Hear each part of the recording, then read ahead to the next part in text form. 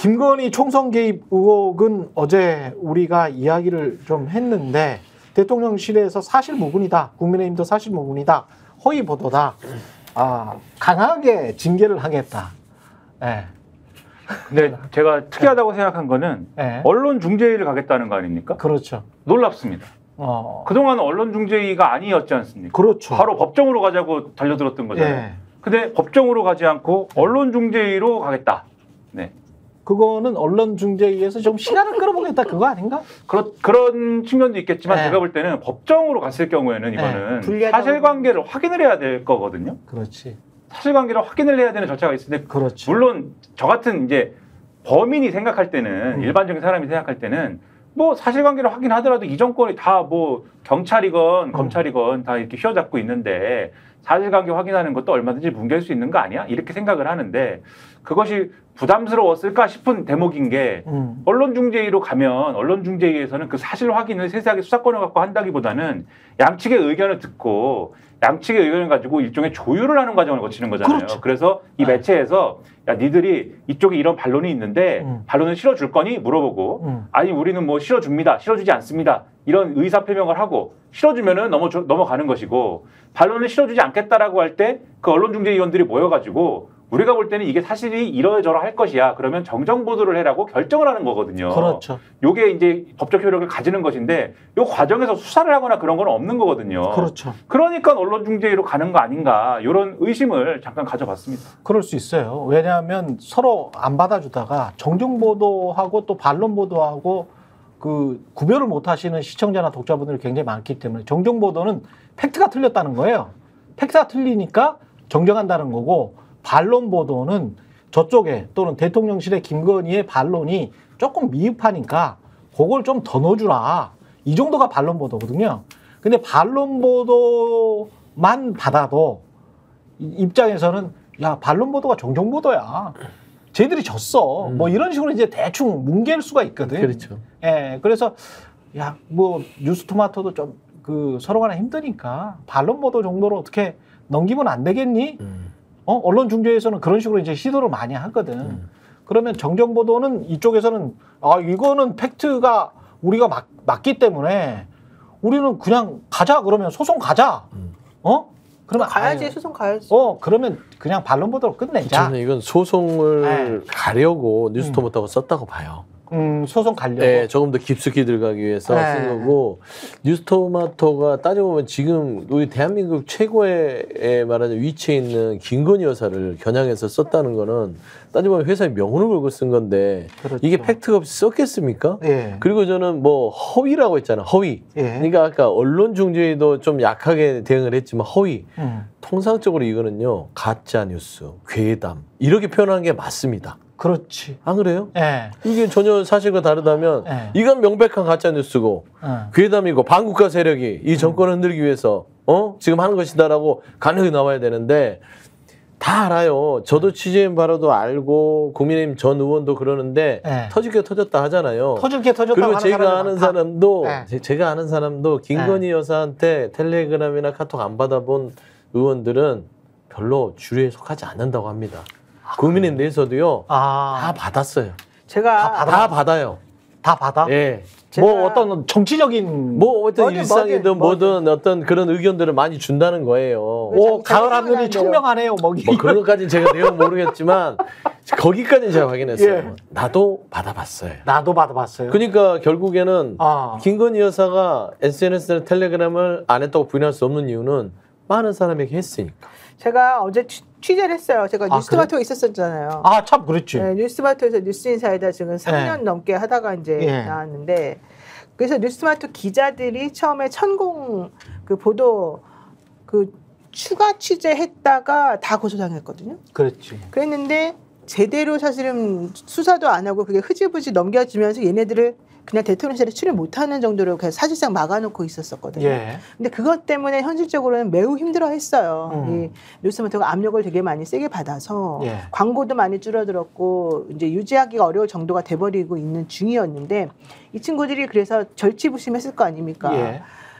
이거 도대체가 우리 너무 억울하다. 그러면 대통령실에 출입해서 취재도 못하게 해, 아무것도 못하게 해. 이제 이러면서 걔네들이 처음에는 1년 반인가를 이 친구들이 새로 들어간 사람 대통령실에 출입 못하게 펜딩 상태를 놔두다가 이번에 아예 그냥 퇴출시켜버렸거든요. 그러니까 이 퇴출시키는 타이밍하고 이 보도 나온 거하고 좀 타이밍이 맞아요. 그래서 뉴스와토에서 이거를 준비를 엄청나게 세게 전쟁이구나. 했고 전쟁하고 있는 거나 마찬가지고 이 내부 안에 기자들이 이제 여럿 있잖아요. 걔네들 거기도 100 몇십 명인데 그중에서 이제 이쪽 분야에 다루는 기자들이 한 10명 정도 되는데 파트별로 지금 나눠가지고 각계전도 조금 하면서 또 위에서는 이제 모아가지고 이걸 하고 있어요. 그래서 이게 되게 중요한 게 실질적으로 내부적으로도 정보가 새나가면 안 되니까 A라고 하는 AB 기자가 하는 이 안하고 CD 기자가 하는 이 안하고를 서로 공유를 덜 해. 그러니까 아예 모르지는 않고 알긴 아는데 공유를 조금밖에 안 해. 그래가지고 혹시 나중에 문제 생기면 여기서 딱 잘라버리려고. 이 위에 국장은 또 다른 그림을 그리고서 또 지금 하고 있어. 그 국장이 바뀐 다음부터 지금 공격적으로 뭐가 들어오는 거거든요. 그래서 이걸 지금 하고 있고요. 그리고 이번에 그 뉴스마트에서 나와 있는 A 의원, B 의원, C, D만 나오잖아요. 그 AB 의원이 지금 이준석 천하람이다 이런 얘기까지 나왔어요. AB 의원이. 근데 현실적으로 본인들은 본인들은 아무 말도 안 하고 아무 말도 안 하고 있어요. 그러니까 부인한 사람들은 김영선과 이제 그 일당들이 나는 그런 사실 없다 이렇게 부인하는 것뿐이고 실제 익명 인터뷰했던 사람들 그 의원들은 현실적으로 나 이거 다 아는 내용인데 내가 내 이름은 나가지 마 하면서 말해줬던 것들인데 그게 제가 알기로는 그냥 말할 리가 없잖아요. 그리고 이거는 세 발의 피다 이렇게 나오거든요. 지금 그래서 그거 있고요. 그리고 또 하나는 당직자들. 김영선 의원의 전 참모 이 사람이 있고 그다음에 국민의힘 당직자가 있고 이 사람들이 또 알고 있는 게 되게 많아요. 그래서 이게 후속 지금 기사 터뜨리려고 지금 준비하고 있는 게 있어서 좀 전에 우리 서영주 소장 말한 것처럼 이게 그냥 이 뉴스마트에서는 약간 사활을 걸었기 때문에 이게 그냥 대강해서 넘어갈 수 있는 게 아니고 이제 텔레그램 메시지 캡처가 좀 있으면 나올 거거든요. 그거 보고 뭐 보고 하면은 녹취록까지 이제 쭉 풀리게 되면 이거는 이제 앞으로 파장이 꽤 커질 것이다. 아니 근데 국민의힘 공천인데 어떻게 개혁신당 의원들이나 정치인들이 자기들끼리 가지고 있지? 다 같은 당이었으니까 다 같이 이제 공유가 되고. 그 김영선 의원이라는 분이 지금 지역구로 옮긴다 어쩐다 했는데 결국은 공천을 못 받지 않았습니까? 그랬죠. 기사에 그 기사가 있고 그 다음에 이 기사에 관련된 부분을 후속 취재한 경향신문 기사를 보면은 이 김영선 전 의원이 그 다음에 개혁신당에 트라이를 했어요. 그쪽 가려고. 받기 위해서 그 과정에 그러면은 국민의힘에서 일어났던 일들이나 이런 것들을 개혁신당 측에 일부 공유를 했을 거 아닙니까? 그러니까 오늘 이제 이준석 의원이라든지 이분들이 언론에 그래서 사실은 아까 노영희 변호사님 말씀하신 그런 부분들 때문에 오늘 신문에 나와 있는 요 기사를 보면은 어제 신문들이 다 이준석 의원한테 전화를 하고 막 만나고 이래가지고 다 취재를 했는데 거의 다 익명으로 나왔거든요, 이준석 의원이. 근데 동아일보에 실명이 나왔어요, 이준석 의원이. 그래서 이준석 의원 얘기를 제가 드리는 건데 이준석 의원이 그 얘기를 해요. 나도 이 텔레그램 전체를 본 건 아니고 김건희 여사가 이렇게 권유하는 일부 부분만 봤는데 그 부분을 본 거는 나도 확인을 했다. 이 얘기를 해요. 그러니까 그 전후 사정을 알려준 거예요, 김영선 의원 측이. 근데 지금 김영선 전 의원은 나는 김건희 여사로부터 그런 메시지를 받은 적이 없다. 이렇게 지금 이제 요 이준석 의원 말을 이제 사실로 보면은 오리발을 내밀고 있는 것이고. 그런 거네. 그런데 아까 노영희 변호사 말씀하신 것처럼 당시에 김영선 전 의원하고 같이 일을 했던 그 뉴스토마토 기사에 보면은 보좌관 M이라고 표현되어 있는 사람하고 국민의힘 당직자 출신 D라고 표현되어 있는 이런 사람들은 요 전체 얘기를 갖고 있거나 알고 있거나 하다는 거죠. M은 역술인이에요. 그러니까 명태균이라고 어제 장부장님이 얘기한. 좀 전에 김민아 평론가가 말한 그 사람은 C예요, C. 그 사람은 C고 당직자는 D예요.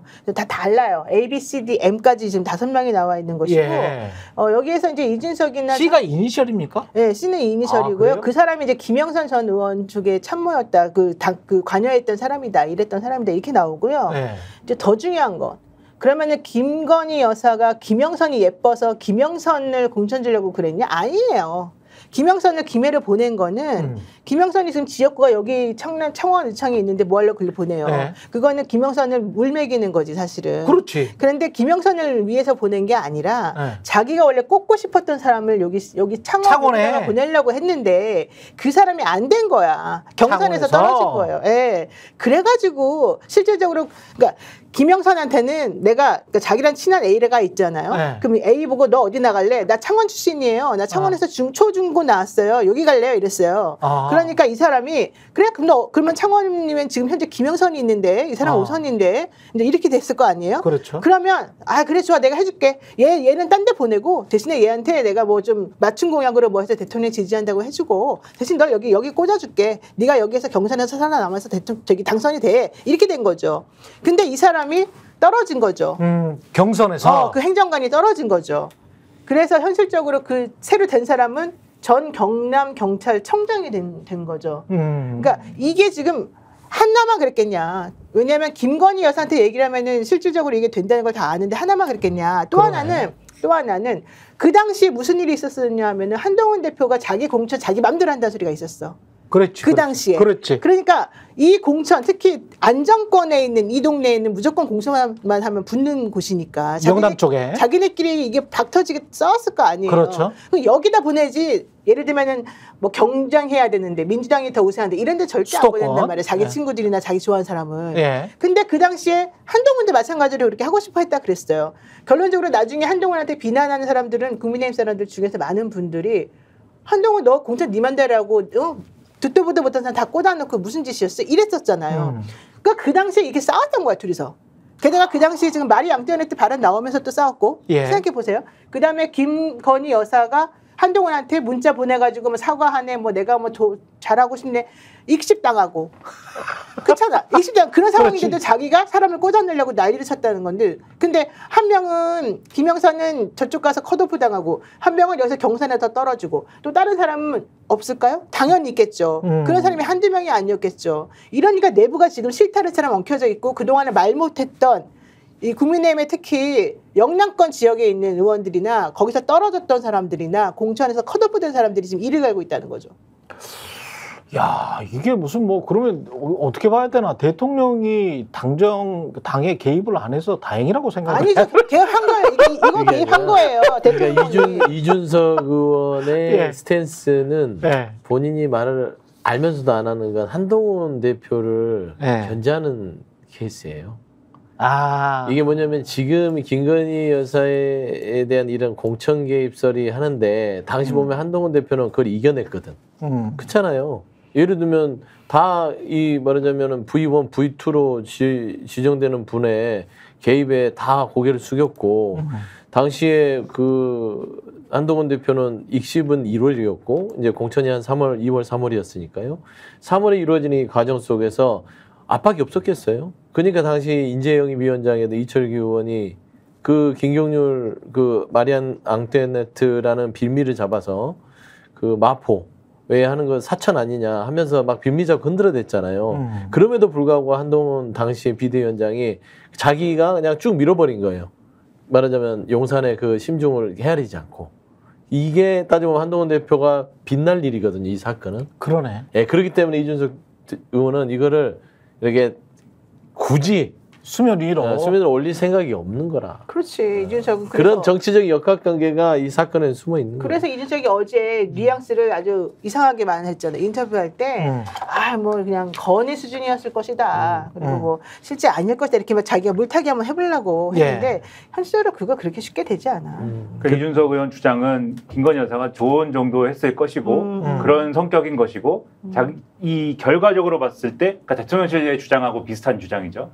결과적으로 봤을 때 공천이 관철된 건 아니지 않느냐. 그래서 우리도 그 당시에 제보를 받았을 때 뭐 이게 완결됐다고는 보지 않아서 그냥 넘긴 거다. 이렇게 주장을 했는데 지금 말씀하신 것처럼 첫째 한동훈하고의 문제가 있는 게 뭐냐면 지금 말씀하신 사실 어제도 저도 그 말씀 잠깐 드렸는데 완결되지 않았다라고 하는 거는 지금 노영희 변호사님도 말씀하셨고 서영교 소장님도 말씀하신 바와 같이 그 당시에 공천 전쟁이었기 때문에 나중에 이철규 의원이 나와가지고 한동훈 표 공천 이런 거 하잖아요. 얘기하잖아요. 한동훈 측에서 김건희 픽, 한동훈 픽 있는데 김건희 픽을 막아버리고 이런 사례들이 있는 거란 말이에요. 지금. 그런 사례일 수도 있는 거여서. 근데 이 얘기가 최근 와서 보면은 김건희 여사가 공천 개입하려고 그랬는데 한동훈이 막았네. 얘기가 이렇게 되는 거잖아요. 근데 요거에 대한 이제 어떤 뭐 견제다 이렇게 말씀하신 거에 연장선에서 보면은 그러면 이준석 대표 시절에 지방선거는 어땠는지 우리는 물어보고 싶은 생각이 있어요. 그렇지. 그때도 이준석 대표가 막았나? 나는 이제 이런 의문도 들고 해서 사실 얘기 거기까지 가면 이준석 의원은 불행해질 수도 있거든요. 이 정치적 입장상. 그러니까 사실은 이걸 굳이 키워야 되나 이런 생각도 있을 겁니다만 이준석 의원 제가 판단하기로는 그래서 다루기가 곤란한 측면이 있을 텐데 그러나 그건 이준석 의원의 입장인 거고 그 중요한 건 입장은 아니잖아요.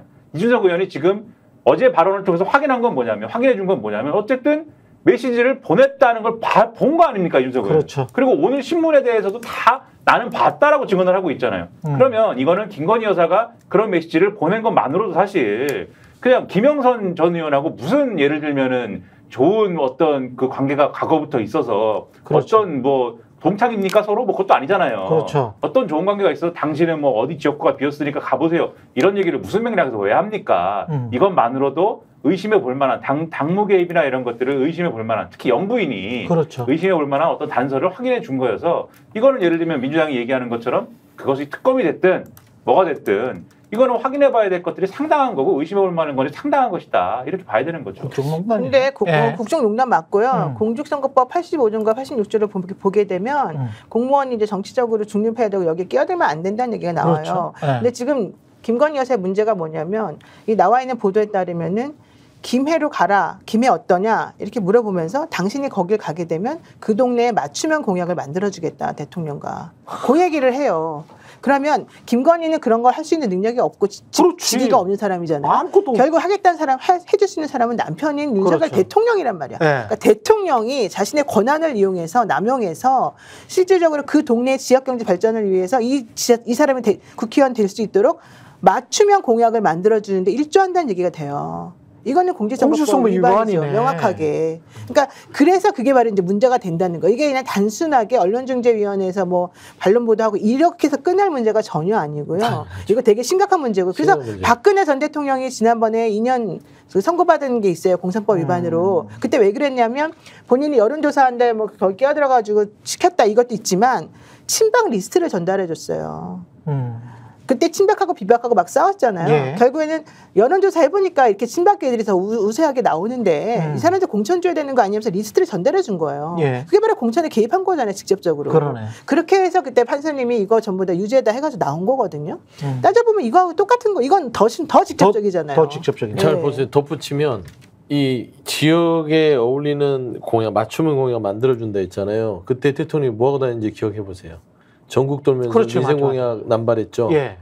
이런 게 일맥상통하는 겁니다. 그러니까 그러네. 그래서 수사가 필요한 거예요. 예. 그러니까 이게 없는 얘기가 아니라 하나하나 포즈를 맞춰보면 이렇게 김건희 여사라는 사람이 대통령의 배우자로서 여러 가지 당내 공천에 개입을 하고 본인의 배우자인 대통령을 통해서 맞춤형 공약을 해주겠다는 그런 언질들이 있었다면 그렇네. 그냥 허언이나 조언이 아니라 대통령의 액션이 있었잖아요. 그때 천조난발하고 다녔지 않습니까? 그랬죠. 뭐 놔주겠다, 다리 놔주겠다, 그랬죠. 철도 놔주겠다. 예. 저는 이거를 한번 포즈를 맞춰보면 이게 아예 그냥 어떤 신빙성이 없는 부분이 아니기 때문에 이거는 즉시 수사를 통해서 밝혀야 된다. 예. 이런 이야기를 쭉 듣다 보면 한동훈이 유리하네 이런 생각을 하게 되네요. 이게 지금 저는 그래도 구권력인 윤석열 씨가 훨씬 더 유리한 입장에서 한동훈을 요리할 수 있는 것 아닌가 이런 생각을 했는데 이 상황을 보니까 2년 정도 되는 기간 동안에 국정의 책임의 당사자는 윤석열이거든. 근데 윤석열에서 수많은 누수가 실정이 있었다면 그리고 한동훈이 이제 여당 대표로서 이런저런 이야기를 듣고 이런저런 자료를 수집해 간다면 개인적으로 이제 한동훈을 쳐서 한동훈을 이제 제거하지 않을까 그런 이야기를 많이 했었잖아요. 한동훈이 대표가 되기 전에는 근데 그 단계를 이미 지났구나. 잘 생각해 보세요. 한동훈이 네. 뭐라고 했었는지 사석에서 내가 대통령을 가장 잘한다. 그러네. 가장 잘한다. 예. 가장 잘하기 때문에 이렇게 하는 거예요. 한동훈 그렇죠. 입장에서는. 네. 왜냐? 김건희라는 이 가장 대한민국에서 큰 리스크를 본인도 보고 있었기 그렇지. 때문에 익십을 한 거고 네. 여기하고 엮이면 내가 정치적으로는 안 되겠구나. 손절한 거죠. 그렇지. 그리고 윤석열 대통령은 20년 동안 본인이 봐온 바로는 크게 나아질 게 없는 사람이다. 사람 안 돼. 그러니까 그러기 때문에 결국에는 네. 본인이 결정하는 것들은 내가 결국에는 이긴다. 라는 계산이 있는 거예요. 근데 나는 그래서 옆에 좀 붙네. 그 멘탈이 더 웃긴 것 같아. 무슨 누구? 멘탈이냐면 한동훈의? 아니 윤석열. 김건희의 멘탈. 왜냐하면 네. 그 당시에 봐봐요. 마리 앙뚜아네트 얘기 나와서 엄청나게 창피스럽고 망신당했잖아요. 그렇죠.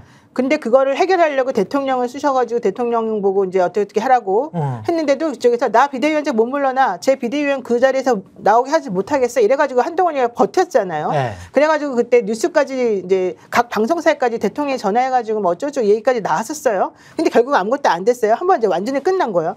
두 번째 자기가 그래서 어쨌든 그때로부터 열흘 동안 5번이 넘는 장문의 문자를 막 여러 번 보내요.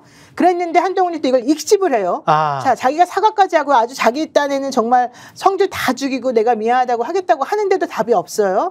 자 이렇게까지 민망한 상황이 됐어요. 그런데 그걸 또 공개했잖아.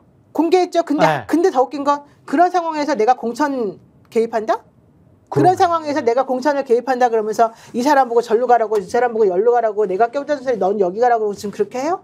우리가 보통 일반적인 사람이라면 지금 이 선대위원장, 비대위원장 이게 다 모든 걸 틀어주고 있는데 이 사람이 나 지금 익십하고 무시하고 지금 망신 주고 있는데 거기다 대고 내가 야 이거 대통령의 뜻이니까 네가 가서 절로 해봐. 여기 한번 우리끼리 잘해보자. 이렇게 할 수 있어요?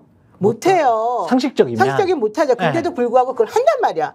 그러니까 한동훈이가 그거를 무시하고 하지 말라고 하는 건 무슨 뜻이에요? 조용히 좀 있어라. 넌 나서지 말아라. 이런 뜻의 사실 암묵적인 무의식적인 그 무건하라는 그런 사실 명령이나 마찬가지였는데 그러거나 말거나 자기가 쫓아다니면서 여기 쑤시고 저기 쑤시고 저기 이렇게 했다는 거잖아 결론은. 그러면 이게 도대체 무슨 얘기냐고. 그렇게 죽여도 여기서는 절대 죽어나지 않는 두더지처럼 계속해서 얼굴에 들이민다는 얘기지. 황당한 게 지금 이 사건 보통 일이 아니에요. 이 사건의 시작이 뭐 한동훈 대표가 야, 이번에 내가 한번 윤석열 대통령하고 한번 승부를 봐야겠어라든지 김건희 여사하고 한번 뭐 해봐야겠어 뭐 이래갖고 지금 시작된 사건이 아닌 게 사실 더 웃긴 거예요. 제가 볼 때. 우발적이고 돌발적이죠 지금. 그렇죠. 지금 그러니까 이 사건은 사실 이 텔레그램 메시지에 뭔가 캡처본이 있어서 시작된 사건인 거잖아요. 그렇죠. 증거가 없으면 술자리에서 누가 한번 보여줬겠지. 그러니까 아까 말씀하신 대로 엠모가 비 의원한테 보여준 것이고 이 기사에 있는 그리고 이 기사를 보면 결국은 국민의힘 당직자 출신 D 씨가 제가 볼 때는 키맨이에요. 그러니까 키맨이다. 요 사람이 제가 볼 때는 다 갖고 있는 거예요. MC는 지금 이 기사에 보면은 난 뭐 그때는 개혁신당에 건너가고 싶을 때는 보여줬지만 지금은 난 몰라요 하는 거고. 결국은 요 사람이 보여줬다는 게 MC 역술인 MC도 가지고 있다는 거네. 그렇죠. 근데 지금 이 사람 입장이 어떻게 됐는지 다 갖고 있는 건 아니래요. 다 갖고 있는 건 아니다. 다 갖고 있는 건 D래요. 더 많이 갖고 있대요. 근데 텔레그램은 지금 김건희하고 만약에 사실이라면 김건희하고 김영선끼리 왔다 갔다 한 텔레그램. 한 건데 그렇죠. 근데 이제 다른 역술인은 MC도 가지고 있고. 다 보았고 가지고 있다 이런 얘기고요. 그 당시에 같이 어쨌든 서로 선거를 도왔거나 이래저래 해서 왜냐면 이게 그 배우 얘기까지 다 하면 누군지 특정이 되기 때문에 얘기 안 하는데 이래저래 해가지고 어쨌든 알게 된 사람들이 갖고 있는 게 있는 건데 지금 결국은 이 기사 내용을 보면은 기사 내용에 대해서 말씀드리는 거예요. 기사 내용을 보면은 국민의힘 당직자 출신 D 씨가 결국은 상당량을 뭔가의 단서나 이런 것들은 갖고 있는 거고 그게 나오느냐가 결국은 이 상황을 가르는 거거든요. 이거는 한동훈 대표의 스탠스나 한동훈 대표의 의지하고는 별 관계도 없는 거예요. 그럼 이 사건이 터지고 커진다고 해서 또 이게 한동훈 대표가 물론 이 본인 손에 피 안 묻히고 뭐 김건희 여사의 무슨 뭐 나쁜 어떤 그 효과를 만들어내고 뭐 그런 효과까지는 그런 간접 효과까지는 모르겠지만 한동훈 대 윤석열 구도에서 또 한동훈이 뭐 이기는 이런 시나리오 가기도 어렵다 이건 사실. 그렇지. 근데 잘 봐요. 이게 되게 중요한 부분인데요. 내가 만약에 김영선이라고 생각해 보세요. 본인이 김영선이라고 생각해 보세요. 김영선은 원래 일산 쪽에 있었던 사람이에요. 맞다. 맞아. 그런데 일산에서도 갑자기 보궐로 청원 의창을 보궐로 가라 그래요. 그래도 거기는 이제 일산에서는 사실 잘 안 될 것 같은 느낌이 있었는데 창원 의창으로 보내준 거잖아 말하자면. 보궐이든 뭐든 간에 고맙지. 거기는 무조건 되는 데니까 갔어요. 그래가지고 자기 이제 나 당선이 됐어. 수돗물까지 먹었잖아. 현역 의원이야. 너무 고마워가지고 수돗물도 아니야. 그건 바닷물. 수돗물. 그 들어온 똥물을 먹었단 말이야. 그러면서도 그냥 자기는 충성했어. 근데 갑자기 대통령 부인이 전화해가지고 당신 저 이번에는 김해로 가야 되겠는데 이래. 자 그러면 내가 계산을 두들겨 보겠죠. 내가 여기 남는 게 낫냐 김해 가는 게 낫냐. 근데 김해는 사실 민주당 사람들이 다 됐거든요. 그렇지. 물론 거기도 되게 센 사람도 있었고 조혜진도 있었고 뭐 누구도 있었고 결론적으로 거기는 다 그냥 이 사람 저런 다 보냈어. 그러면 이거는 나 밀리는 거네. 그 생각을 할 수밖에 없죠. 당연하지. 그러면 본인이 5선이나 된 사람이 나 밀리는 거네 그러면서 가만히 그냥 얌전히 가요? 열받지. 아니지. 열받지. 어떻게 해야 돼요? 다른 당직자나 다른 국내 사람들하고 의논을 하겠지. 아. 자기랑 친한 사람들한테 보여주겠지. 야, 김건희가 이렇게 들어왔다. 증거를 확보해 놓겠지. 아. 내가 만약에 김영선이라면 당연히 그런 단속을 해놓지. 걔가 판사 출신이잖아요. 그걸 그냥 내버려 두지 않지. 네. 생각해봐요. 그러면 그거를 자기 혼자 가만히 숨기고 있겠어요? 당연히 얘한테도 좀 물어보고 측근들한테 입 다물어 이렇게 하면서 자기네끼리 뭔가 좀 조정을 하겠지. 근데 더 웃긴 건 갔더니 컷오프해서 떨어뜨리네 나를. 나한테 맞춤형 지역 공약까지 해주겠다는 바로 그 사람이 자 이렇게 생각이 바뀌어요. 얘가 나를 물먹이려고 그랬나? 얘가 나를 거짓말해가지고 이렇게 하려고 그랬나? 얘는 왜 나 대신에 쟤를 저 좋은 자리에다 꽂아주려고 그랬냐? 이러면서 생각이 아주 복잡하겠죠. 계산이. 너는 지역구와 모욕감을 준 거네. 그렇지. 그래서 그 나를 아니 네. 경선도 안 시키고 컷오프해서 떨어뜨린다는 말이 안 돼. 5선 의원은. 그렇지. 그런 상황이라면 여러분이 내가 김영선이라면 어떻게 할까를 생각해 보세요. 와, 굉장히 수치스럽겠네. 이거 되게 중요한 부분이에요. 그렇기 때문에 이게 지금 돌고 도는 거예요. 그런데 거기다가 역술인 같은 사람이 껴있잖아요.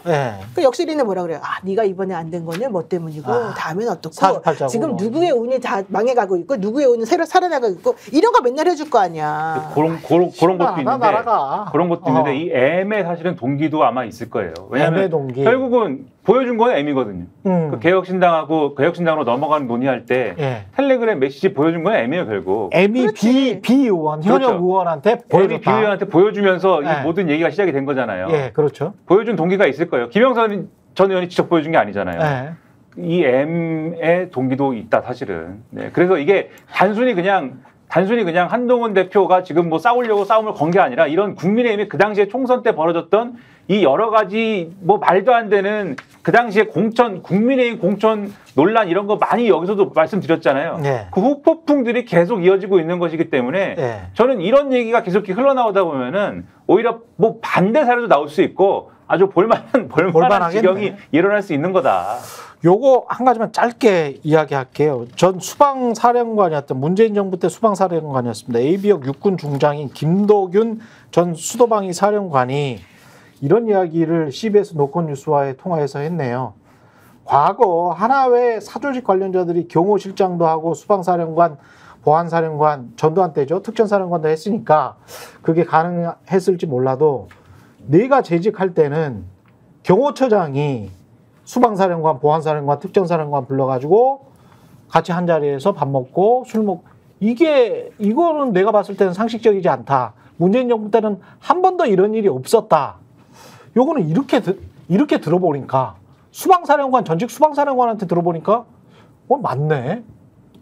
경호처장이 뭐라고? 그렇죠. 방첩사령관을 부르고 방첩사령관하고 특전사령관을 수방사령관하고 이게 경호처장 공관으로 불러. 김병주 의원이 얘기하는 게 제가 이게 뭐라고? 어제 김병주 의원한테 좀 들어봤더니 그래도 김병주 의원이 그래도 군의 장군 출신 아닙니까? 대장 출신 아니에요? 그렇죠.